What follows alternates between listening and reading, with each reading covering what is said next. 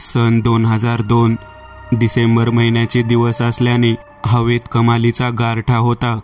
हेरमला मिळालेली पिढीजात जमीन ही सह्याद्रीच्या मुख्य रांगेत असलेल्या जांबुर्ग जवळ असल्याने त्या गारठ्याची तीव्रता तिथे जरा जास्तच जाणवत होती.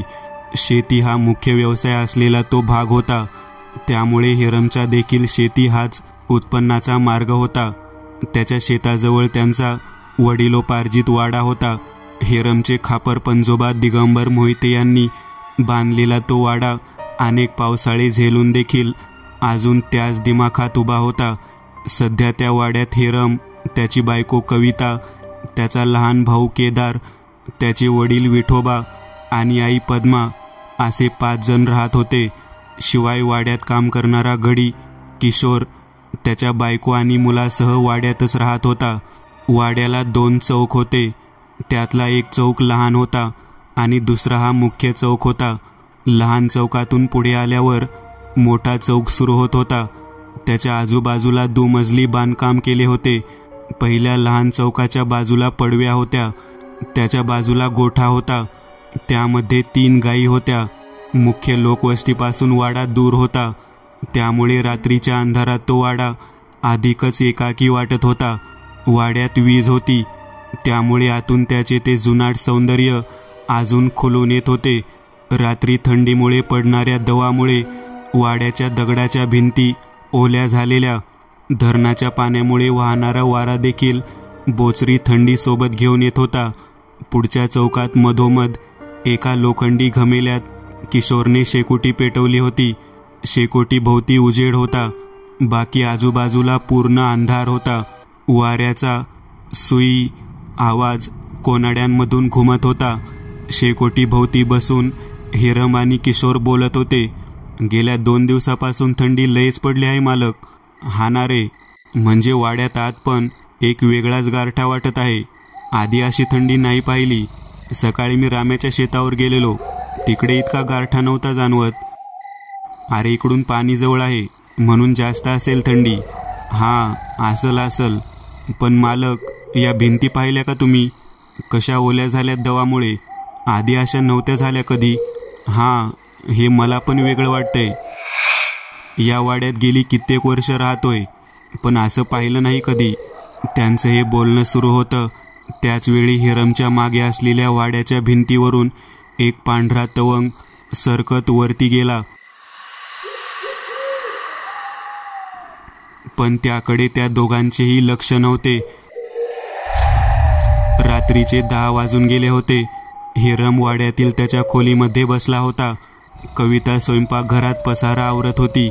केदार वाड्याचा मुख्य दरवाजा बंद करून आत येत होता. इतक्यात तो जागीच थबकला. त्याच्या पायाखालची दगडी फरसबंदी हादरू लागली. तो तसाच पुढील दरवाजाकडे गेला. जमीन अजूनही हादरत होती. तो घरात आला, पण घरात त्याला तो हादरा जाणवत नव्हता. एका खोलीमधून पद्मा बाहेर येत होत्या. केदारचा गडबडलेला चेहरा पाहून म्हणाल्या, काय झालं रे? आई, ते बाहेर भूकंपासारखं काहीतरी झालेलं, पण इथं तसं काहीच वाटत नाही. काय भूकंप? घरात तर तसं काहीच नाही जाणवलं. हां, ते मला पण समजलं, पण बाहेर अंगणात तसं वाटत होतं. कदाचित हलका हादरा असेल, त्यामुळे जाणवला नसेल घरात. काहीसा विचार करत केदार त्याच्या खोलीमध्ये गेला. पलंगावर पडल्या पडल्या त्याची नजर वरती गेली. तुळईला काहीतरी चिकटले होते. त्याने शेजारी असलेला टेबल घेऊन तो पलंगावर ठेवला आणि त्यावर चढून उभा राहत त्याने तुळईला चिकटलेल्या त्या पदार्थाला हात लावला. काहीतरी पांढरट त्याच्या हाताला लागले. ते नक्की काय आहे याची त्याला कल्पना नव्हती. त्याने एका फडक्याने ते पुसून घेतले आणि थोड्या वेळात तो झोपला. रात्री आजूबाजूला काहीतरी विचित्र आवाज येत होते, त्यामुळे त्याला अचानक जाग आली. थंडीचे दिवस असल्याने वातावरण शांत होते. खिडक्या बंद असल्याने कसलाही उजेड आत येत नव्हता. खोलीच्या दारातून हलकासा कवडसा आत येत होता. त्याने आवाजाच्या दिशेने वळून पाहायचा प्रयत्न केला, पण त्याला हलताच येत नव्हते. पण ते आवाज खूपच विचित्र होते. ना कोणत्या माणसाचे ना कोणत्या प्राण्यांचे. त्याने कसंबसं मान वळवून डाव्या बाजूला पाहिले. त्याला धक्काच बसला. तिथं भिंतीवर एक पांढरी आकृती चिटकलेली. तो नक्की काय प्रकार होता हे त्याला समजले नाही, पण ते जे काही होतं ते आता भिंतीवर वर वर सरकत होतं. ती आकृती हळूहळू भिंतीवर चढत छताच्या कोपऱ्यापर्यंत आली. तिथून आडव्या गेलेल्या एका तुळईवरून सरकत सरकत खोलीच्या मध्यभागी येऊ लागली. केदारची बोबडी वळली होती, त्याचा आवाज देखील निघत नव्हता. ती आकृती आता बरोबर त्याच्या वरती आलेली. तो डोळे विस्फारून तिच्याकडे पाहत होता. त्याला जाणीव झाली, तो आकार काहीसा विचित्र आहे. ना त्याला नीट पाय आहेत, ना नीट शरीर. मागे काहीतरी शेपटासारखं वळवळत होतं आणि तोंड निमुळतं होत गेलेलं.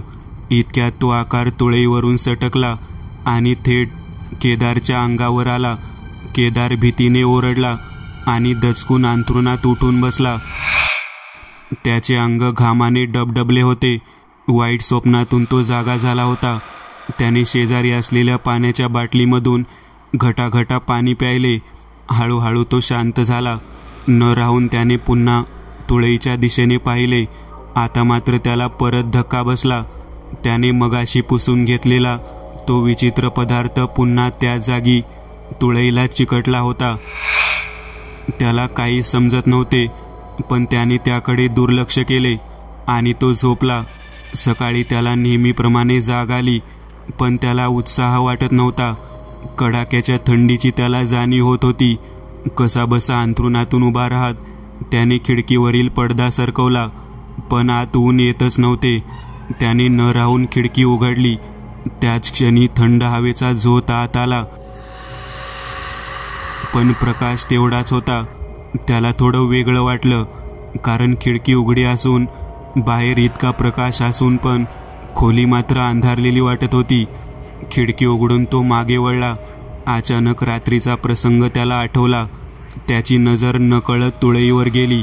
त्याला परत धक्का बसला, कारण काल जिथे तो पदार्थ चिकटला होता तो अजून वाढला होता. तो त्याच्या खोलीबाहेर आला. घरात इतर ठिकाणी पाहून पण त्याला कुठेच तो पदार्थ दिसला नाही. घरातील इतर भागात प्रकाश देखील नेहमीसारखा होता. त्याने झाल्या प्रसंगाकडे दुर्लक्ष करून त्याच्या दिवसातील कामांना सुरुवात केली, पण त्याला दिवसभर एक विचित्र थकवा जाणवत होता. त्यामुळे तो शेतावरून संध्याकाळी लवकर घरी आला. त्याच्या खोलीमध्ये गेला. आता तो पदार्थ पूर्ण तुळईभर पसरला होता. ते पाहून तो विठोबा यांच्या खोलीमध्ये गेला. ते आत पुस्तक वाचत बसले होते. काय रे केदार, काय झालं? अण्णा, ते खोलीमध्ये काहीतरी बुरशीसारखं आलं आहे. तुम्हाला माहीत आहे का काही त्याबद्दल? नाही रे, मी तर तुझ्या खोलीमध्ये 2-3 दिवस झाले आलोच नाहीये. चला ना मग, एकदा तुम्ही पाहून घ्या. ते दोघे केदारच्या खोलीमध्ये आले. विठोबा तुळईकडे पाहतच राहिले. त्यांनी बाजूला असलेला एक टेबल तुळईखाली ठेवला. त्यावर चढून त्यांनी त्या पदार्थाचे निरीक्षण केले. ही आहे तर बुरशीच, पण काहीतरी वेगळी. खाली उतरत विठोबा म्हणाले, हां, मला पण तेच वाटलं. लाकूड उघडं पडलं असेल, त्याला रंग देऊन घेऊ. केदारने किशोरला बोलावून घेतले आणि त्याला गावातून ऑइल पेंट आणायला सांगितला. काही वेळाने किशोर रंग घेऊन आला. त्याने तुळई साफ केली आणि त्यावर आणलेला रंग लावला. तोपर्यंत संध्याकाळ झाली होती. वाड्यामध्ये तशीच अनैसर्गिक थंडी वाढत चालली होती. रात्री वाड्यातील सर्वजण सोबत जेवायला बसले होते. ही थंडी खूपच आहे यावेळी, कविता म्हणाली. हो ना ग, आपलं ठीक आहे, पण त्या जनावरांचं काय? त्यांची अवस्था कशी झाली आहे बघ. आधी त्या तिघींचा किती आवाज असायचा, पण आता 2 दिवस झाले अजिबात आवाज नाही, काही खात देखील नाही. पद्मा म्हणाल्या, गेले 2 दिवस घरात वातावरण पण असं कोंदट वाटत आहे. केदार म्हणाला, हो, ते मला पण जाणवलं. इतकी थंडी आहे, पण वातावरण एकदम कोंडल्यासारखं झालंय. हिरम म्हणाला. ते हे बोलतच होते, तोच त्यांना गायींच्या हंबरण्याचा आवाज येऊ लागला. आवाज ऐकूनच काहीतरी झालं आहे याची सर्वांना जाणीव झाली. ते सगळे धावतच बाहेर आले. हिरम सगळ्यात पुढे होता, पण गोट्याजवळ जातानाच तो थबकला.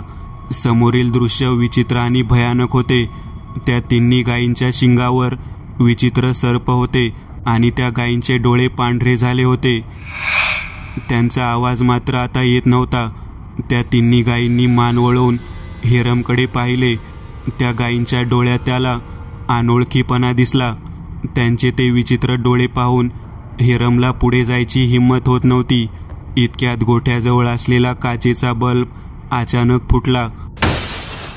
मागे दाराजवळ असलेल्या बल्बमुळे थोडासा उजेड होता, पण पुढे गोठ्यातील काही दिसत नव्हते. केदार, ती काठी घे आणि कंदील घे कुंटीचा. हिरम शेजारील भिंतीला टेकवलेली काठी उचलत ओरडला. केदार आणि हिरम काठी आणि कंदील घेऊन पुढे सरसावले. त्या गायींच्या जवळ पोहोचले, पण आता ते सरप तिथे नव्हते आणि त्या गायींचे डोळे देखील आता नेहमीसारखे झालेले. हिरमला पाहून पुढची गाय त्याच्या जवळ आली. त्याने प्रेमाने तिच्या चेहऱ्यावरून हात फिरवला, पण आता काय प्रकार घडला हे त्याला समजत नव्हते. त्याने आजूबाजूला पाहिले, पण ते सरप कुठेच दिसले नाहीत. ते दोघे पुन्हा घरातील इतर लोक थांबले होते तिथे आले. घरातील इतर सगळ्यांच्या चेहऱ्यावर अजून पण आश्चर्य होते. हा सगळा काय प्रकार होता? कविताने हिरमकडे पाहत विचारले. कदाचित ते साप होते आणि आपली चाहूल लागली म्हणून निघून गेले असतील. जाऊ देते, चला आत, जेवण अर्धवट राहिलं आहे.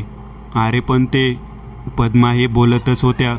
तोच त्यांचे बोलणे मध्येच तोडत हिरम म्हणाला, आई, अगं काही नाही, साप होते, गेले असतील.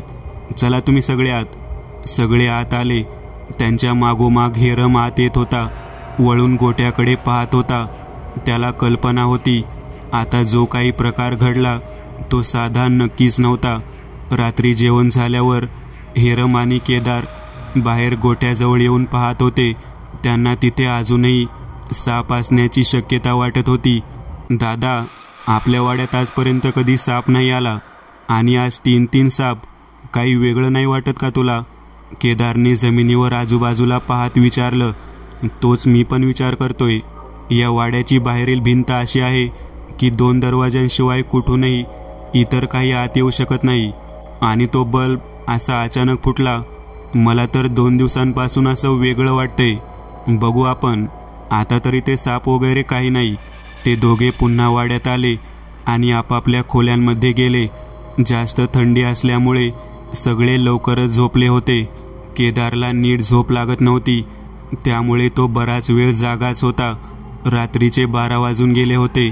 त्याला काही विचित्र आवाज ऐकू येऊ लागले. एखाद्या दरीमधून आवाजाचे प्रतिध्वनी उमटावे तसा तो आवाज होता. केदारला तो आवाज काहीसा वेगळा वाटला. तो आवाज नक्की कुठून येत आहे याचा तो अंदाज घेत होता. तेव्हा त्याला जाणवलं, तो आवाज जमिनीखालून येत होता. आधी त्याला विश्वास बसला नाही, पण नंतर त्याने बराच वेळ कानोसा घ्यायचा प्रयत्न केला. पण नंतर तो आवाज यायचा आपोआप बंद झाला. त्यामुळे तो परत पलंगावर झोपला. झोपताना त्याने तुळईकडे पाहिले. तिथे आता तो बुरशीसारखा पदार्थ नव्हता. त्याचा विचार करताना त्याला झोप लागली. काही वेळा त्याने डोळे उघडले. तो एका विवराच्या तोंडाजवळ होता. ते विवर खाली खाली जात होते. कसलाही विचार न करता त्याने त्याची पावले विवराच्या दिशेने टाकली.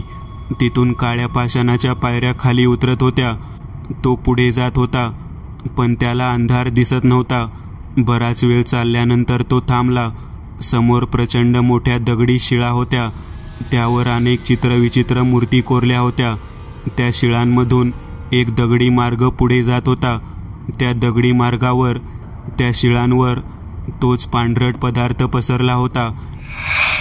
त्याने त्या दगडावर पाऊल ठेवले.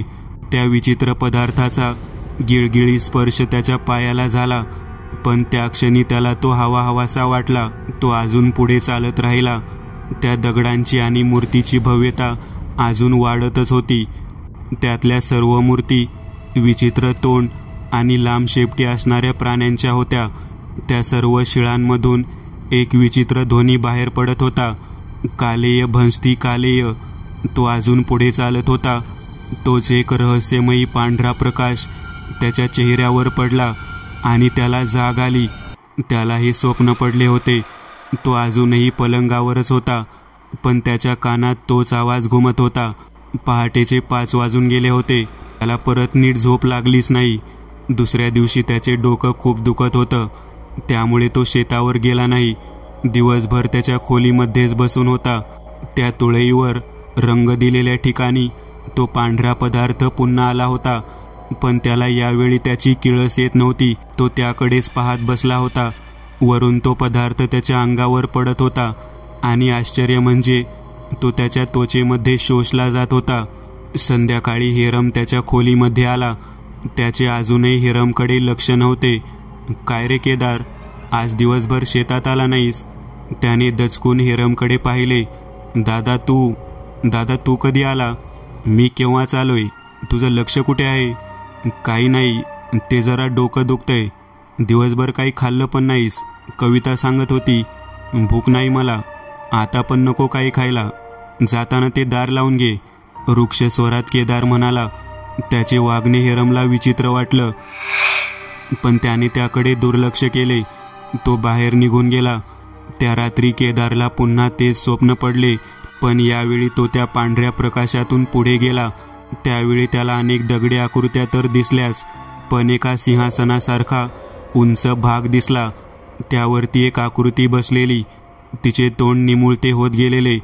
तिचे शरीर मगरीसारखे होते आणि हात पक्ष्यांच्या पायासारखे. शेपटी सापासारखी निमुळती होत गेलेली. त्याच्या कानात चारही बाजूंनी तोच आवाज घुमत होता. कालेय भंसती कालेय. तो विचित्र आणि अतिशय उंच जीव पाहून केदार भेदरला. तो अमानवी कालेय भंसती कालेयचा जाप त्याच्या मेंदूपर्यंत गेला. त्याच्या डोक्यात एक विलक्षण कळ निघाली. तो मोठमोठ्याने तेच शब्द उच्चारू लागला. तो एका वेगळ्या जगात पोहोचला होता. बराच वेळ झाला तरी केदार उठला नव्हता. कविताने त्याच्या खोलीचे दार ढकलले. ते उघडेच होते. ती आत गेली. तोच तिच्या कानावर केदारचा आवाज पडला. कालेय भंसती कालेय. तिला काही समजले नाही. तिने केदारला उठवायचा प्रयत्न केला, पण तो उठत नव्हता. तो झोपेतच वेड्यासारखं ते शब्द बडबडत होता. ती घाबरून बाहेर आली. तिने पद्मा आणि विठोबा यांना ती गोष्ट सांगितली. ते दोघेही लगेचच केदारच्या खोलीमध्ये आले. केदार अजूनही झोपेतच होता. त्या दोघांनी त्याला उठवायचे अनेक प्रयत्न केले, पण सर्व निष्फळ ठरले. त्याच्या मनाचा कोणत्या तरी अगम्य जगात प्रवेश झाला होता. पद्मा यांच्या डोळ्यातून पाणी वाहू लागलेले. कविता, कोणाला तरी शेतात पाठवून हिरमला बोलावून घे, पद्मा रडतच म्हणाल्या. कविता तशीच बाहेर गेली, पण घराजवळ कोणीच नव्हते. ती स्वतः हिरमला बोलवायला बाहेर गेली. काही वेळाने ते दोघे परत वाड्यात आले. हिरम धावतच केदारच्या खोलीमध्ये गेला. त्याने केदारला अनेकदा आवाज दिला. त्याला हलवले, पण तो काही जागा होत नव्हता आणि त्याच्या तोंडून काहीशे अस्पष्ट ते शब्द बाहेर पडत होते. कालेय भंसती कालेय.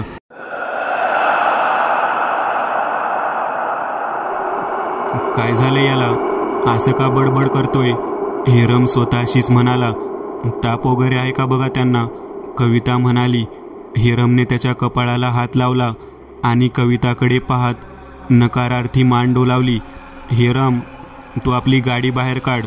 केदारला घेऊन आपण तालुक्याच्या देसाई हॉस्पिटलमध्ये नेऊ, विठोबा त्याच्या खांद्यावर हात ठेवत म्हणाले. हिरमने गाडी वाड्याच्या मुख्य दरवाजासमोर आणली. तितक्यात किशोर तिकडून आला. किशोरच्या मदतीने त्याने केदारला उचलून बाहेर आणले आणि गाडीमध्ये ठेवले. तशीच त्याने वेगाने गाडी हॉस्पिटलच्या दिशेने नेली. स्वप्नात केदार अजूनही त्याच विवरात होता. तिथे त्याला ती आकृती दिसल्यापासून तो परत मागे फिरायचा प्रयत्न करत होता, पण त्याचे पाय जागच्या जागी गोठले होते. हॉस्पिटलमध्ये पोहोचल्यावर त्याला इमर्जन्सी वॉर्डमध्ये घेऊन गेले. तिथे डॉक्टर देसाई स्वतः त्याला तपासत होते. विठोबा यांची त्यांच्यासोबत चांगली ओळख होती. डॉक्टर बराच वेळ केदारला तपासत होते. काही वेळ त्यांच्याही चेहऱ्यावर प्रश्नचिन्ह होते. त्यांनी त्याला एक इंजेक्शन दिले आणि ते बाहेर आले. बाहेर विठोबा आणि हिरम थांबले होते. केबिनमध्ये बसून बोलू, त्या दोघांकडे पाहत डॉक्टर देसाई म्हणाले. देसाईंच्या केबिनमध्ये ते दोघे त्यांच्या समोर बसले होते. डॉक्टर, हा सगळा काय प्रकार आहे? न राहून बसल्या बसल्या विठोबा यांनी विचारले. हा काहीतरी स्लीप पॅरालिसिस सारखा प्रकार वाटतो आहे. केदार बोलतो आहे पण त्याची काही हालचाल नाही. सध्या मी त्याला इंजेक्शन दिले आहे. बघू काय होतं. आपल्याला त्याचे काही टेस्ट करायचे आहेत, त्या करून घेतो आम्ही. पण तो ठीक कधी होईल? हे बघा मोहिते, हा प्रकार थोडा वेगळाच आहे, त्यामुळे मी देखील खात्रीने काही सांगू शकत नाही.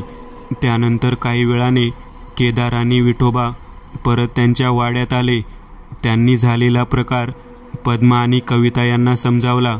वाड्यात एक प्रकारची शांतता पसरली होती. रात्री जेवण झाल्यावर किशोर त्याच्या घरात कॉटवर झोपला होता. शेजारी खाली एका गादीवर त्याची बायको मनीषा आणि 6 वर्षाचा मुलगा महेश झोपला होता. रात्रीच्या 12च्या सुमारास अचानक थंडीचा कडाका वाढला. किशोरच्या कॉटच्या 4 पायांमधून तो विचित्र पदार्थ हळूहळू वर सरकला. सरकत सरकत तो किशोरच्या कानाजवळ आला. त्याच्या दोन्ही बाजूंनी तो पदार्थ त्याच्या कानात घुसला.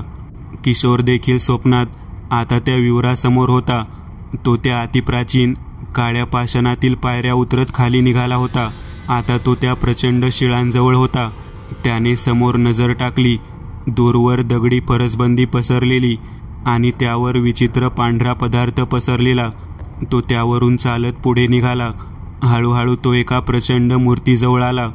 त्या सिंहासनावर बसलेल्या मूर्तीजवळ तिथेही आजूबाजूला तेच विचित्र शब्द घुमत होते, कालेय भंस्ती कालेय. तो त्या मूर्तीकडे एकटक पाहत राहिला. त्याच्या तोंडून शब्द निघाले, दैत्य. हळूहळू ती मूर्ती दुभंगली. अंगावरून वाळलेल्या चिखलाचे पापुद्रे पडावे तसं त्या मूर्तीच्या अंगावरून दगडी आवरण गळून पडत होते. तो विचित्र प्राणी आता हलत होता.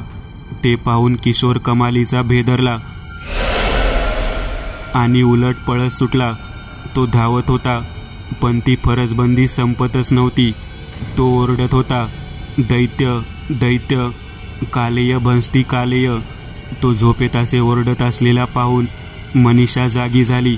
तिने त्याला उठवायचा प्रयत्न केला पण तो उठत नव्हता. ती हातबल झालेली. नुकताच वाड्यात तिने असाच प्रकार पाहिला होता, त्यामुळे तिला जास्त भीती वाटत होती. तिने महेशला उठवले.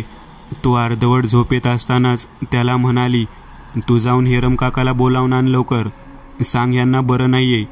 काही वेळातच हेरम महेश सोबत आला. त्याच्या मागोमाग कविता, विठोबा आणि पद्मा देखील आले. काय झालं वहिनी याला? हेरमने मनीषाकडे पाहत विचारले. झोपेत ओरडत आहेत पण उठतच नाहीये. रडवेल्या स्वरात मनीषा म्हणाली. म्हणजे याला पण केदारसारखं झालं? आश्चर्याने हेरम म्हणाला. हो, तसंच झालं आहे. हे पण तेच बोलत आहेत जे केदार भाऊजी बोलत होते. कसले शब्द? मनीषा काही बोलणार इतक्यात किशोर झोपेत ओरडला, दैत्य दैत्य, कालेय भंस्ती कालेय. त्याचं हे बोलणं ऐकून सगळे स्तब्ध झाले. हेरमने पाण्याने भरलेला तांब्या किशोरच्या चेहऱ्यावर ओतला तरी देखील त्याला जाग येत नव्हती. त्यांनी असे सगळे प्रयत्न केदारच्या वेळी केले होते पण त्याला जाग आली नव्हती. त्यामुळे हेरमला कल्पना होती काही केलं तरी किशोरला देखील जाग येणार नाही. काय करायचं हेरम? विठोबा म्हणाले. अण्णा, याला पण हॉस्पिटलमध्ये जावं लागणार. पण मला हा काहीतरी वेगळा प्रकार वाटत आहे. पद्मा म्हणाल्या. वेगळा म्हणजे? म्हणजे काहीतरी विचित्र शक्ती किंवा अजून काही वेगळं. पण आई, असलं काही नसतं. हेरम, तुला मानायचं नसेल तर नको मानू. तू किशोरला घेऊन दवाखान्यात जा. मला करायचं ते मी करते. हेरमने मान डोलावली. त्याने आणि विठोबा यांनी किशोरला गाडीत ठेवला. ते तसेच देसाई हॉस्पिटलमध्ये पोहोचले. केदार अजूनही शुद्धीत नव्हता आणि त्यात किशोरला झालेला तसाच प्रकार पाहून डॉक्टर देखील चक्रावले. त्यांनी किशोरला ॲडमिट करून घेतले. तिकडे पद्मा यांनी पुण्यात त्यांच्या ओळखीचे असलेले महादेव यांना फोन केला. रात्रीची वेळ असल्याने महादेव घरीच होते. त्यांनी घडलेला प्रकार महादेव यांना समजावून सांगितला. त्यावेळी तिथे महादेव आणि एकदंत होते. फोन झाल्यावर महादेव एकदंतकडे पाहत म्हणाले, काय वाटतं तुला? काय असेल हे? बाबा, मला अजून कल्पना नाही त्याची. तिथे जाऊनच पाहावे लागेल. केशव सध्या गावाला गेला आहे. तुला एकट्याला जावे लागेल की मी येऊ? बाबा, मी पाहतो काय ते. काही वाटलं तर सांगेल तुम्हाला. एक लक्षात घे, माझ्या अनुभवावरून सांगतो, हा प्रकार वेगळा आहे. हो बाबा, मी काळजी घेईन. एकदंत यांनी गरजेचे सगळे सामान घेतले. त्यांच्या बॅगमध्ये त्यांच्या नेहमीच्या वस्तू ठेवल्या आणि ते जांबरुकच्या दिशेने त्यांच्या गाडीने निघाले. तिकडे हिरम घरी आला होता. तेव्हा पद्मा आणि हिरम बोलत होते. पुण्यात कावेरीच्या ओळखीचे कोणी महादेव राहतात. त्यांचा असल्या विचित्र शक्तींबद्दल अभ्यास आहे. मी त्यांना फोन करून घडलेला प्रकार सांगितला. ते येत आहेत. पण आई, खरंच तुला वाटतं याची गरज होती?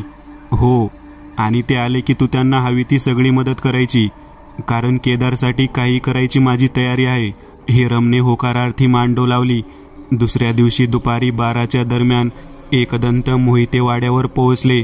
आत आल्यावर पद्मा त्यांच्याकडे पाहत म्हणाल्या, तुम्ही एकदंत ना? महादेव नाही आले का? बाबा आता फार बाहेर जात नाहीत, त्यामुळे मी आलोय. तुम्हाला या सगळ्यातून बाहेर काढायचा मी नक्की प्रयत्न करेन. महादेव यांच्यावर माझा विश्वास आहे. त्यांनी तुम्हाला पाठवलं म्हणजे नक्की काहीतरी विचार करूनच पाठवले असेल. एकदंत आजूबाजूला पाहत म्हणाले, बरं, मी सामान ठेवतो इथेच.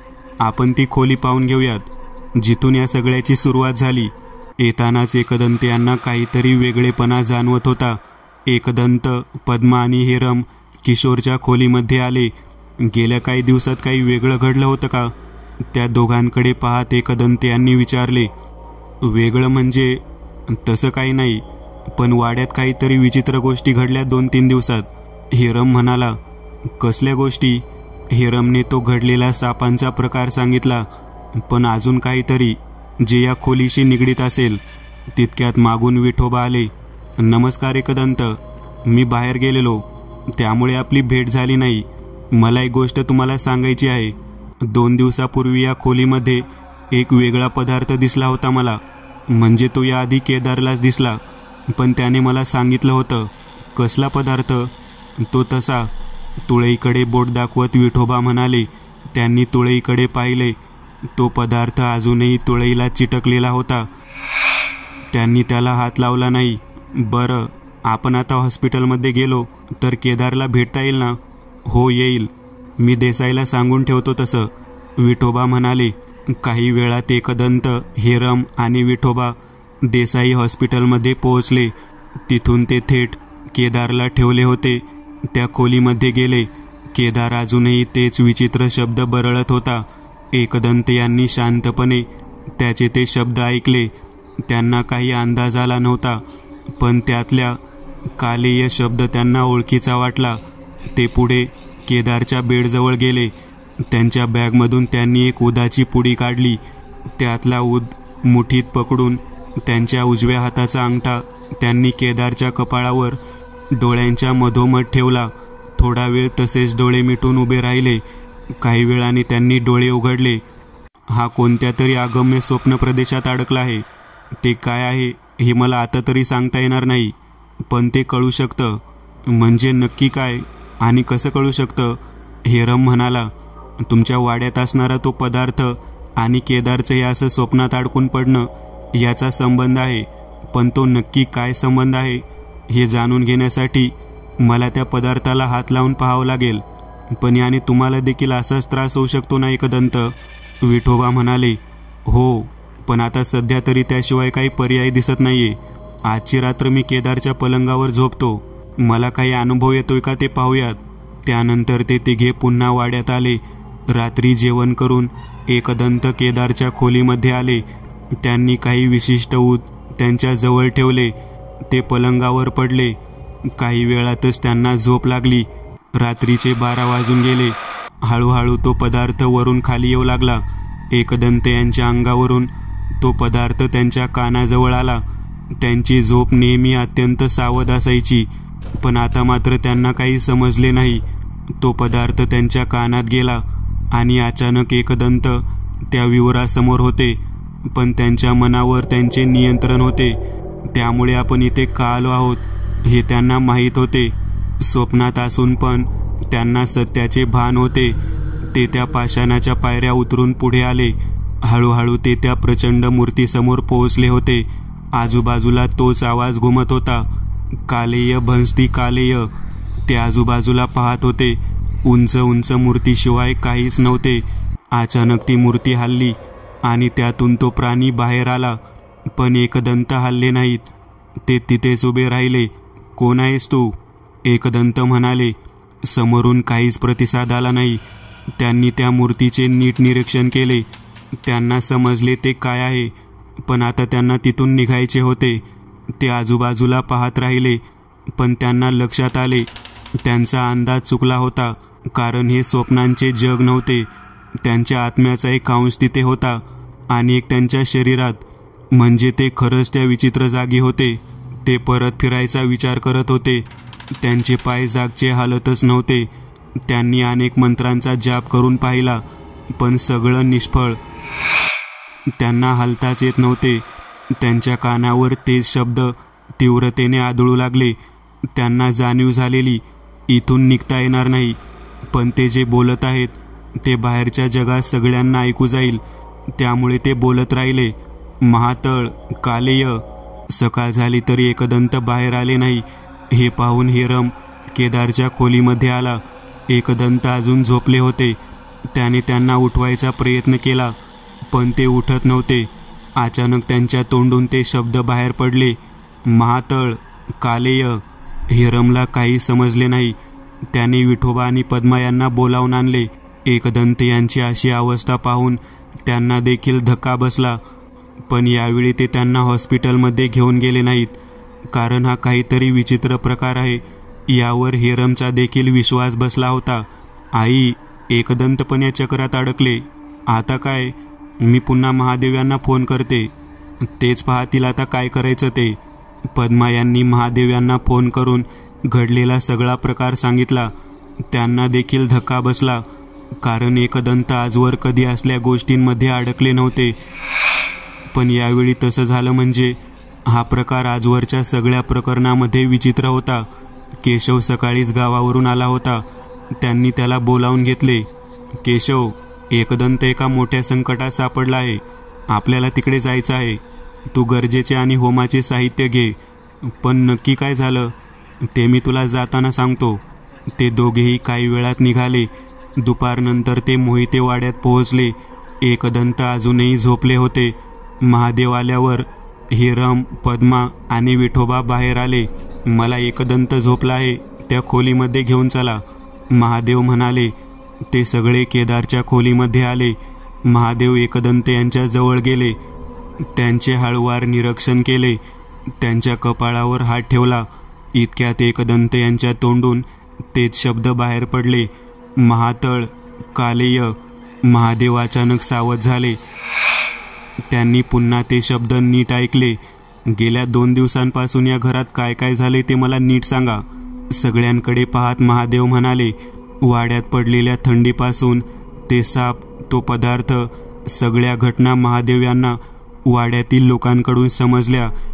त्याचा त्यांनी नीट विचार केला. या वाड्याला तळघर आहे? त्यांनी विठोबा यांच्याकडे पाहत विचारले. हो आहे ना, मला घेऊन चला तिथे. विठोबा यांच्या मागोमाग सगळे स्वयंपाकघरात आले. तिथूनच तळघराचा दरवाजा होता, जो जमिनीला समांतर होता. तो उघडून ते सगळेजण आत उतरले. आत वातावरण खूप कोंदट झालेले. या तळघराचा कोणता भाग केदारच्या खोलीखाली आहे? महादेव म्हणाले. थोडासा विचार करून विठोबा बोट दाखवून म्हणाले, हा इथला भाग. महादेव जमिनीवर पाहत तिथे आले. त्यांना जमिनीच्या एका भागावर काहीतरी विचित्र जाणवले. तिथून काहीतरी स्त्रवत होते. त्यांनी नीट पाहिले. तोच पांढरा पदार्थ होता. माझा भयानक अंदाज खरा ठरला, महादेव म्हणाले. कसला अंदाज? विठोबांनी पुढे येत विचारले.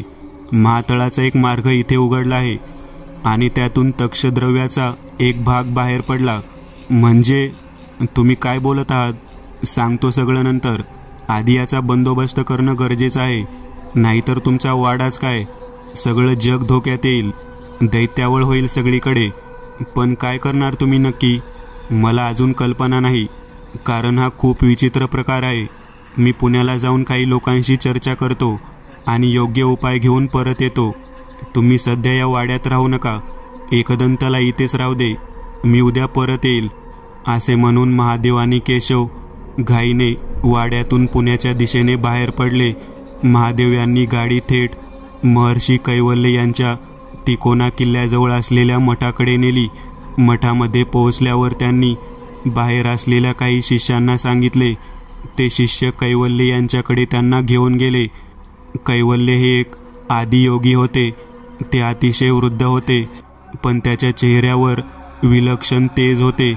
त्यांची दाढी छातीच्या खाली आलेली, केस पुढून मागे गेलेले, सुती कपड्याचे भगवे वस्त्र त्यांच्या अंगावर होते. महादेव त्यांच्या समोर गेले. तोच त्यांच्या चेहऱ्यावर एक हास्य तरळले. महादेव, इतक्या वर्षाने काय झालं आता? थोडं खट्याळ हसत महर्षी कैवल्य बोलले. महर्षी, एक खूप मोठं संकट आलं आहे. महातळामधून एक सुप्त मार्ग एका वाड्यात उघडला आहे आणि त्यातून तक्षद्रव्याचा काही अंश स्त्रवतो आहे. हे असं आता? थांब जरा, असे म्हणत कैवल्य यांनी त्यांच्या एका शिष्याला जवळ बोलावले आणि त्याच्या कानात काहीतरी सांगितले. थोड्याच वेळात तो शिष्य एका अतिशय जुने भुर्जपत्रावर लिहिलेले पुस्तक घेऊन आला. महर्षी ते पाहत होते. त्यांनी जवळ असलेले पंचांग पाहिले. त्यांच्या चेहऱ्यावरचे भाव बदलले. महादेव, 5 दिवसांपूर्वी भुजंग, कारंडव आणि गरुड ही 3 नक्षत्रे एका रेषेत आली आहेत. ही घटना पृथ्वीच्या आजवरच्या इतिहासात पहिल्यांदाच घडत आहे. नक्षत्रांच्या अशा स्थितीमुळे महातळातून तो सुप्त मार्ग उघडला आहे. हे विधिलिखित आहे. जेव्हा सप्तपातळांची निर्मिती झाली तेव्हाच हे ठरलं होतं. पण महर्षी, याचा परिणाम तुम्हाला माहीत आहे ना? कालेय त्याचा अंश तक्षद्रवातून पृथ्वीवर पाठवत आहे. अजून त्याला त्याचा हस्तक मिळाला नाहीये, पण तो मिळेल तेव्हा त्याच मार्गातून कालेय पण वर येऊ शकतो. मला कल्पना आहे त्याची. आपल्याला हे रोखायला हवंच, पण कसं? तुम्हीच यात मार्ग सुचवू शकता. मार्ग सोपा आहे महादेव. हे बघ, आपल्या पुराणानुसार जेव्हा पृथ्वीची निर्मिती झाली तेव्हा या भूतलावर जीवन निर्माण करायची जबाबदारी होती महर्षी कश्यप यांची. त्यांच्या 7 बायका होत्या. ते जेव्हा पृथ्वीवर आले तेव्हा त्या 7 जणींनी 7 प्रकारच्या जीवांना जन्म दिला. त्यातून या पृथ्वीवर जीवसृष्टी आकाराला आली. बरोबर? हो महर्षी, ते मला माहीत आहे. आणि पुढे त्यांची बायको असलेल्या कद्रुहीने सर्पांना जन्म दिला, जे अतिशय भयानक दैत्य होते, ज्यांचे वास्तव्य आता सप्तपातळांपैकी 5व्या पातळात आहे, ज्याला आपण महापाताळ म्हणतो. हां, पण कद्रू आणि तिची सवत विनिता यांच्यात शत्रुत्व होतं. त्यामुळेच विनितेला जो मुलगा झाला तो होता गरुड, आणि त्याचमुळे सर्प आणि गरुड यांच्यात शत्रुत्व आहे. आणि गरुड हे सर्पापेक्षा अधिक शक्तिशाली असतात. आता महापातळामध्ये जो दैत्य आहे तो आहे कालेय, आणि त्याला रोखायचे असेल तर उपाय पण तसाच हवा. गरुड. हो, म्हणजेच गंडभेरुंड. बरोबर ना? हो, अफाट शक्ती असलेला 2 मुखांचा गरुड. तू त्याची मूर्ती बनवून घे. मग आपण दोघे त्या वाड्यात जाऊ. महादेव यांच्या ओळखीचे अनेक मूर्तिकार होते. महादेव यांनी त्या दिवशी रात्रीपर्यंत गंडभेरुंडांची दगडी मूर्ती बनवून घेतली. त्या रात्री ते पुन्हा कैवल्य यांच्या मठात गेले. त्यांनी ती मूर्ती त्यांना दाखवली. कैवल्य यांना ती मूर्ती योग्य वाटली. काहीच वेळात कैवल्य, त्यांचे 2 शिष्य महादेव आणि केशव पुन्हा मोहिते वाड्याकडे निघाले. दुसऱ्या दिवशी सकाळी ते सगळे वाड्यात पोहोचले. तोपर्यंत हेरम, त्याच्या घरातील सर्वजण वाड्यात आले होते. महादेव यांनी कैवल्य यांची ओळख करून दिली. ते सगळे थेट तळघरात आले. हेरम आणि त्यांच्या घरातील सर्वांना कैवल्य यांनी तळघरातून बाहेर जाण्यास सांगितले. त्यानंतर कैवल्य यांच्या शिष्यांनी त्यांच्या जवळ असलेले सामान बाहेर काढून ठेवायला सुरुवात केली. त्यात चांदीची तार होती, अनेक द्रव्य होती, गरुडाची चोच होती, गरुड पंखांची राख होती आणि अनेक वस्तू होत्या. सर्वात आधी त्यांनी गरुड पंखाची राख घेऊन त्याने त्या सुप्त मार्गाजवळ रिंगण काढले. मग त्यांनी चांदीची तार त्या सुप्त मार्गात घुसवली. त्यांच्याजवळ असलेल्या एका प्राचीन ग्रंथामधून त्यांनी काही मंत्र वाचायला सुरुवात केली. प्रत्येक वेळी ते हातात तांदूळ घेऊन त्यातला काही तांदूळ त्या चोचीवर टाकत होते. बराच वेळ त्यांचे मंत्र उच्चार सुरू होते. हळूहळू त्या चोचीभोवती एक चमक यायला सुरुवात झालेली. मंत्र पूर्ण झाल्यावर त्यांनी एका शिष्याकडे पाहिले. त्यांनी ती चोच उचलून उलटी करून त्या सुप्त मार्ग जिथे जमिनीवर उघडत होता तिथे घुसवली. तिथून धुसर काहीतरी बाहेर पडत होते. त्यानंतर त्यांनी त्यांच्या जवळचे द्रव्य घेतले. ते एका चांदीच्या भांड्यात घेऊन त्यात गरुड पंखाची राख मिसळली. पुन्हा ते त्या ग्रंथामधून मंत्र वाचण्यात मग्न झाले. काही वेळ झाल्यावर त्यांचे उच्चारण थांबले. त्यांनी ते राख मिश्रित द्रव्य त्या चोचीवर ओतले. हळूहळू ती चोच जमिनीमध्ये घुसत गेली आणि आत पूर्ण रुतली. त्यानंतर त्यांनी महादेव यांना इशारा केला. मग महादेव यांनी त्यांच्या जवळ असलेली गंडभेरुंडांची मूर्ती त्या जागेवर ठेवली. कैवल्य यांनी पुन्हा हातात द्रव्य घेऊन त्या ग्रंथामधून काही मंत्र वाचले आणि ते द्रव्य त्या मूर्तीवर टाकले. ती मूर्ती देखील हळूहळू जमिनीत खाली गेली आणि नाहीशी झाली. कैवल्य उभे राहिले. झालं आपलं काम आता. तो मार्ग बंद झाला. चला. ते सर्व गोष्टी आवरून तळघरातून वर येतच होते. तोच एकदंत खाली येताना त्यांना दिसले. कैवल्य यांनी त्यांच्याकडे हसून पाहिले. बरं वाटतंय ना आता? एकदंत यांनी होकारार्थी मान डोलावली. बरं चला वर आता, कैवल्य म्हणाले. सर्वजण वर आले. मग इतर सर्वांचा निरोप घेऊन कैवल्य आणि त्यांचे शिष्य निघून गेले. महादेव, एकदंत, केशव तिथेच थांबलेले. तिकडे हॉस्पिटलमध्ये केदार आणि किशोर यांना अचानक जाग आली. ते कॉटवर उठून बसले. डॉक्टर त्यांना तपासत होते. रात्रीपर्यंत अनेक तपासण्या करून डॉक्टरांनी त्यांना डिस्चार्ज दिला. त्या दोघांना फक्त स्वप्न आठवत होती, पण बाकी काही आठवत नव्हते. रात्री ते दोघे घरी आले. एकदंत, महादेव यांनी रात्री तिथे जेवण केले. एकदंत, महादेव यांनी रात्री तिथे जेवण केले. मग वाड्याच्या अंगणात ते सर्व बसले होते. महादेव म्हणाले, तुम्हाला अनेक गोष्टी विचित्र वाटल्या असतील, पण एक का झालं ते मी सांगतो. त्यांनी सप्तपाताळ, कद्रू, कश्यप, विंता यांची कथा त्यांना सांगितली. सर्वांच्या चेहऱ्यावर आश्चर्य होते. पण तो पांढरा पदार्थ काय होता? हिरमने विचारले. तो महातळमध्ये असणारा तक्षद्र होता. तो तिथे स्त्रवत असतो. तोच त्या दैत्यांचा जीवन रस आहे समजा. म्हणजे काले त्याद्वारे पृथ्वीवर संपर्क करू शकत होता. त्याला प्रत्यक्ष भूगर्भावर येण्यासाठी एका हस्तकाची गरज होती, जो स्वतःहून त्याचा गुलाम होण्यासाठी तयार होईल. पहिल्यांदा केदारसोबत त्याने संपर्क केला. त्या तक्षद्रवामार्फत त्याने त्याच्या आत्म्याचा काही अंश महातळात बोलावला. पण केदार घाबरला. त्यामुळे त्याचा कालियेला काही उपयोग नव्हता. तेच किशोरसोबत झालं. पण एकदंत उलट निघाला. त्याने कालियेला जाब विचारला. त्यामुळे तो पण त्याच्या कामाचा नव्हता. म्हणून त्याला या तिघांपैकी कोणालाही हस्तक म्हणून निवडता आलं नाही. जर आपण त्याचा मार्ग बंद नसता केला तर हेच सुरू राहिलं असतं.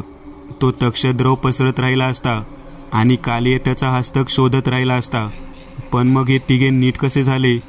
कैवल्य यांनी तक्षद्रव आणि महातळ यांच्यात असलेला संपर्कच तोडला. त्यामुळे त्याच्यासोबत जोडलेला यांच्या आत्म्यांचा अंश आपोआप मोकळा झाला.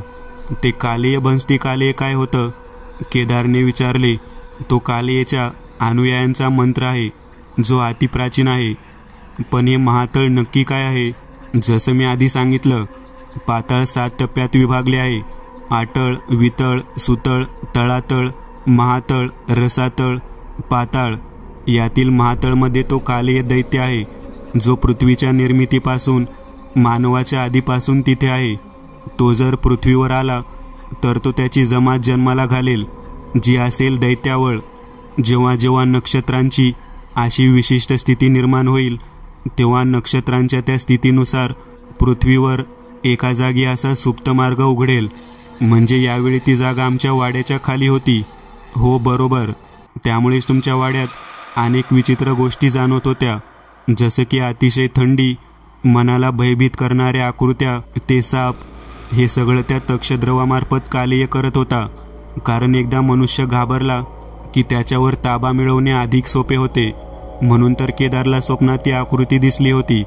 त्यामुळे त्याला केदारवर नियंत्रण मिळवणे सोपे गेले. एकदंतला कळले होते की तो महातळमध्ये आहे. त्यामुळे तो आपल्यासोबत संपर्क करण्याचा प्रयत्न करत होता. त्याने ते शब्द उच्चारले म्हणून मला हे काय प्रकरण आहे याची कल्पना आली. मग आता यापुढे आम्हाला त्याचा काही त्रास होईल का? नाही, आता कैवल्य यांनी तो सुप्त मार्ग बंद केला आहे, त्यामुळे तुम्हाला काही त्रास नाही होणार. सर्वांनी महादेव आणि एकदंत यांचे आभार मानले. महादेव यांच्यामुळे एकदंत एका भयानक संकटातून सुटले होते, पण त्यांचा प्रवास तसाच सुरू होतो, अज्ञाताच्या शोधात.